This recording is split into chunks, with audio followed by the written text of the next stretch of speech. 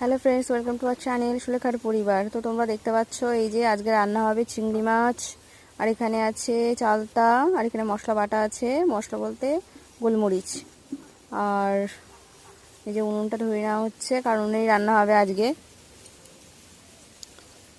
তো আমি মায়ের কাছে এসেছি, মা রান্না করবে।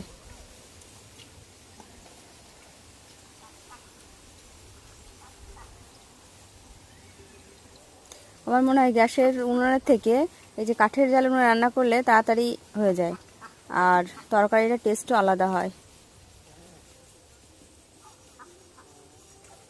এই যে কড়াইয়ের মধ্যে তেল দিয়ে দিয়েছে। চালতা রান্না করতে গেলে চালতাটাকে আগে শিলনোড়া একটু ছেঁচে নিতে হবে, ভালো করে কেটে দিয়ে পরিষ্কার করে নিয়ে একটু শিলনোড়াতে ছেঁচে নিলে তাহলে ভালো হবে। তাহলে ওই মশলা যখন চালতাটাকে ভাজতে হবে তখন লবণ মশলাগুলো ওর মধ্যে ভালোভাবে মিশে যাবে।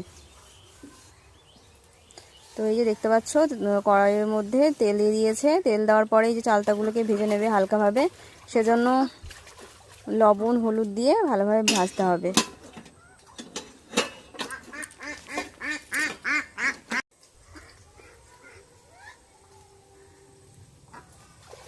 এখন চালতার সিজন, তো চালতা উঠবে, আর চালতা খাবো না সেটা কি হয় নাকি? চালতার টক অনেকে আর ভাবে চালতা দিয়ে, কচু দিয়ে, আলু দিয়ে কীভাবে খায়, কিন্তু আমরা ভাই গ্রামের মানুষ, আমাদের ভালো লাগে, বিশেষ করে আমার তো খুবই ভালো লাগে।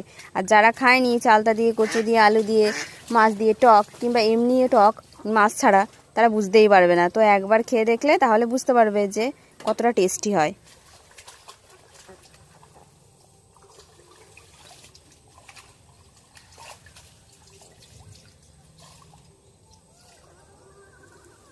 গরম গরম ভাত হবে আর চালতার টক, আর কোনো কিচ্ছু লাগবে না, শুধু একটা তরকারি দিয়েই খাওয়া হয়ে যাবে।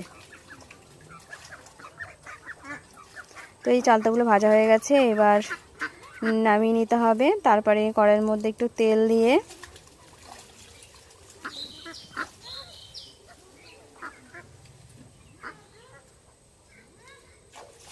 শুকনো লঙ্কা, আর শুকনো লঙ্কা দিতে হবে, শুকনো লঙ্কা, তেজপাতা, শুকনো লঙ্কা তেজপাতা দিয়ে হালকা নেড়ে ছেড়ে, তো চিংড়ি মাছ যেহেতু বেশি নেই, না হলে চিংড়ি মাছটা বেশি পরিমাণে হলে একটু আগে থেকে ভেজে নিত, চিংড়ি মাছ যেহেতু অল্প পরিমাণে সেজন্য একসাথেই ভেজে নেবে।